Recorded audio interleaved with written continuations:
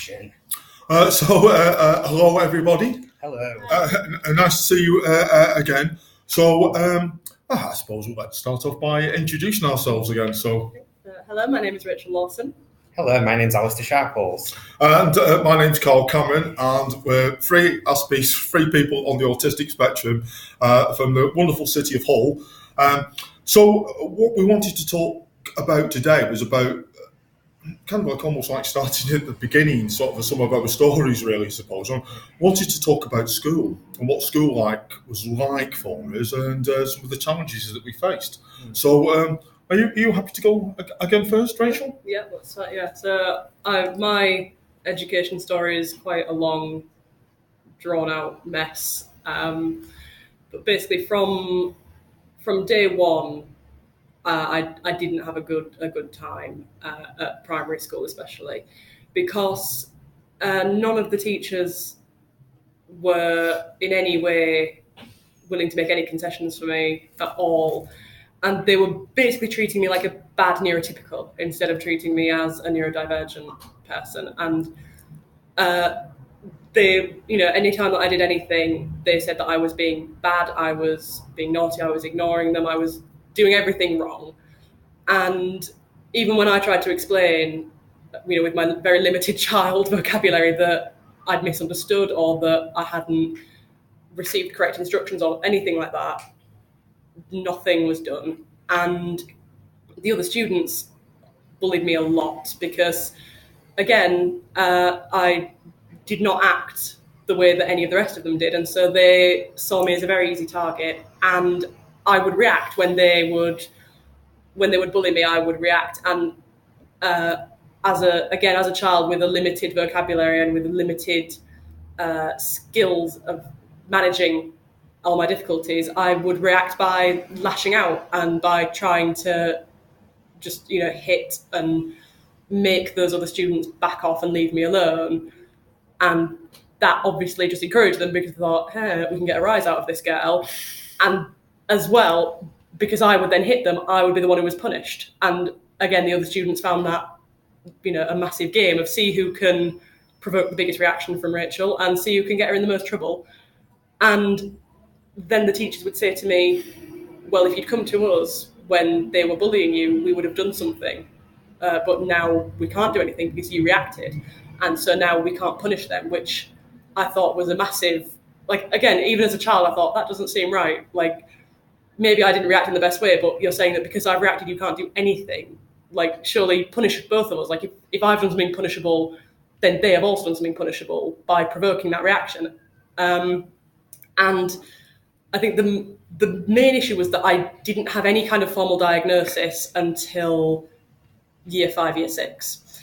And so even though my mother was going in saying she is not neurotypical, she has got these difficulties and things need to be put in place to protect her and to help her, they were saying, no, we don't care. You've got nothing, we don't care. And then when I got a diagnosis, I wasn't diagnosed with autism yet, but I did get a diagnosis of ADHD. And even then they didn't want to know. So that school just didn't care. The students didn't care about me and the teachers didn't care. The teachers were actually more bullies than the students, unfortunately, which is a very sad thing when the people that are meant to be protecting you are the ones who are actually hurting you more. And there were some teachers that were particularly, as an adult, I think it would be called psychological abuse, is what they were doing to me. And there was this one teacher in particular, she was a very nasty woman, and there's one vivid recollection I have where I had been completely engrossed in what I was doing and hadn't heard the instruction that she was going to leave the classroom and go and do something, and no one was to leave their seat because there was I can't remember what it was, but there were sharp objects on one of the side surfaces, and no one was allowed to get up and leave their desk because there was a safety danger. I did not hear that. It was not communicated clearly to me at all. And so I got up and I went nowhere near this surface, but I got up and another student told on me when the teacher came back, and I was shouted at and I was sent to the head teacher, and I explained to the head teacher my version of the story, and that was fine, and I got sent back to my classroom. And when I got back, the teacher said, "Did you tell them everything?" And I said, "Yes." And said, "Did you tell them that I told you not to get up?" And I said, "No, because I didn't know that." And so she marched me back to the head teacher to make me tell him her version of events. And then the end result of that was basically she was told that she needed to make sure that I had understood instructions. And the way she did this was by giving an instruction to the entire class, walking to my desk, kneeling down, getting about this far from my face, and saying, "Have you understood that? Do I need to repeat it?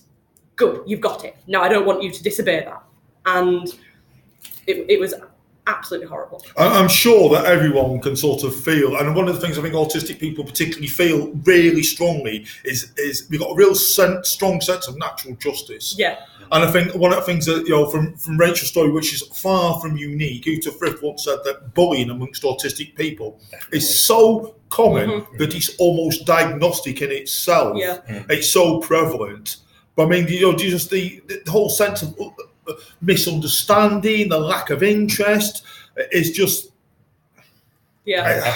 Definitely. Yeah. What's your experiences, Alistair? I mean, well, primary school wasn't so bad. I was probably one of the more clever ones, but it started more in secondary school. It was a different environment, noisy, difficult to concentrate, and I mean, important I didn't get a diagnosis of Asperger's until I was 21. That didn't help, but it was people bullied me, psychological. I mean, they'd never lay a finger on me, but that leaves more scars, really, I suppose. Yeah.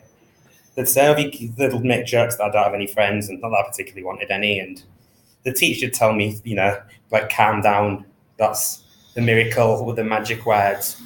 But yeah, after a while, I just stopped going in year 7. And then in the second year, I was in special needs, where I was actually put with people that were naughty, which didn't help at all. I was under the same heading as them. So it was a very difficult experience. I mean, people used to say sounded like a girl, so I went for a while not speaking at all.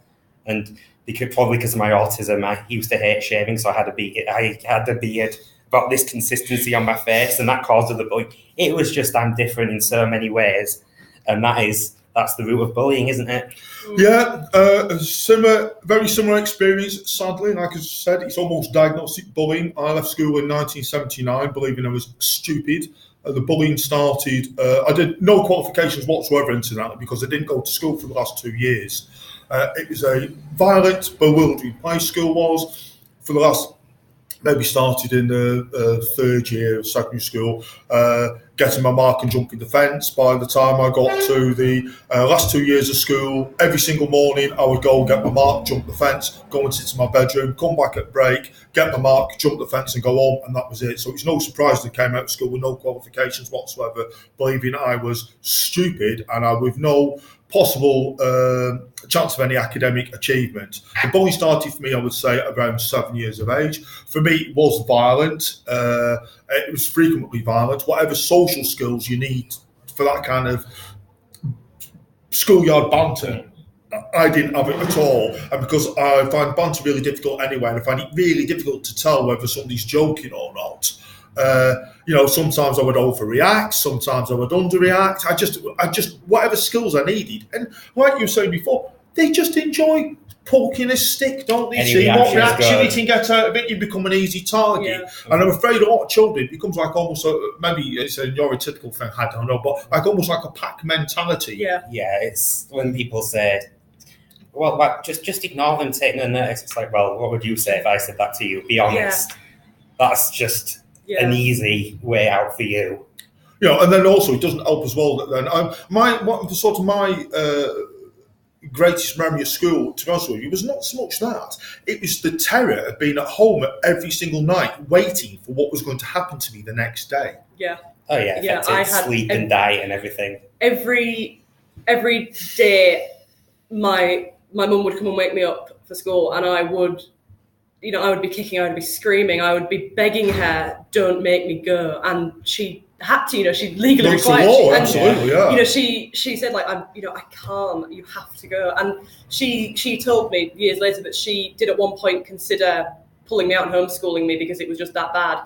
But the problem was I compartmentalised everything, and home was not for work. So if she had homeschooled me, it would have been even more of a struggle because I would have just not done any work. So I had to keep going to school. There's too many distractions. Yeah, exactly. And I would have just, and homework was a nightmare, so it would have just been that every day. And I don't think I ever did any homework at all. I don't believe so. No. Well, yeah, and that's the thing. At school, I was very studious. I got very good marks. I got a lot of A's in my GCSEs. I went on to do A levels and got A's. I did do well at school, but as soon as I came home, I was like, no, I'm shutting off. This is not school anymore. This is time for relaxing and me time. And so it didn't work. But that's right. It was always with me. It was like, I'll do my homework if there's nothing good on TV. I'll do my homework once I've checked my emails, etc. And then it would be like on the Monday morning, I'm like, I've not done any of it. Now I need to get it done, and I'd be screaming. But every day I would just be begging my mum, don't make me go.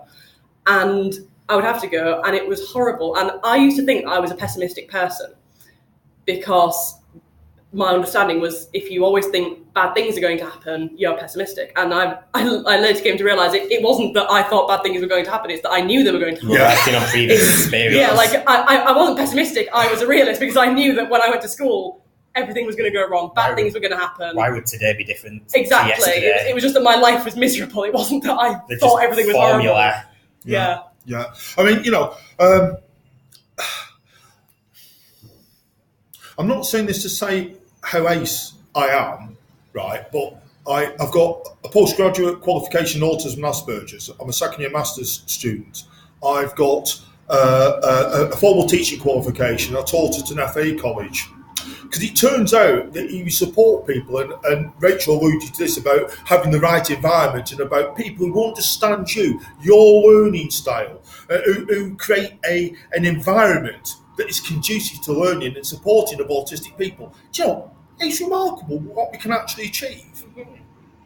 Yeah, and all the A's that I got were all in subjects where I had a teacher who understood me and was willing to help me.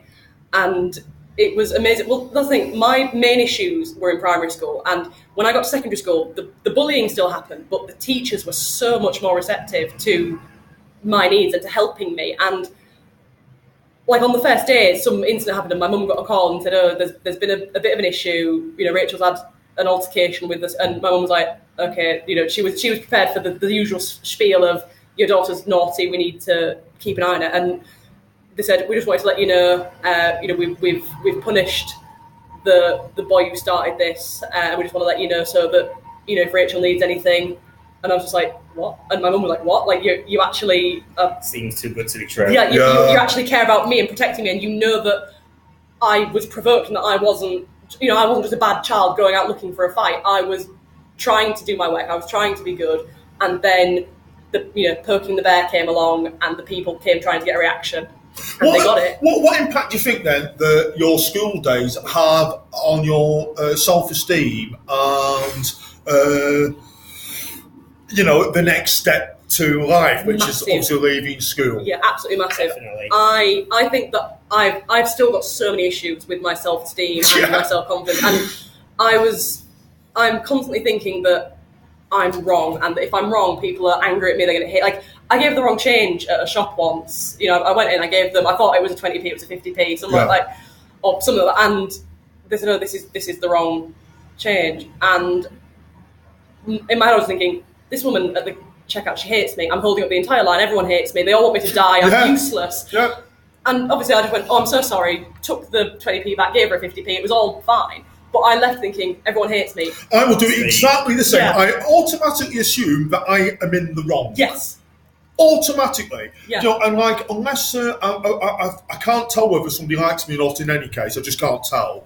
So I will, and because of my previous life experiences, I will just automatically assume, unless somebody comes along and tells me that they think I'm a decent enough kind of guy, I'll assume that they don't like me. It's the snowball effect, because it's like one thing goes wrong and it's like, oh, here we go, what's going to go wrong next? Yeah. And that attitude makes you more susceptible to it. It's a very vicious circle. And it's horrible because, like I said, I'm a 23-year-old woman, and I can't cope with anything going wrong because I just think I've messed up, everyone hates me, I'm going to be punished.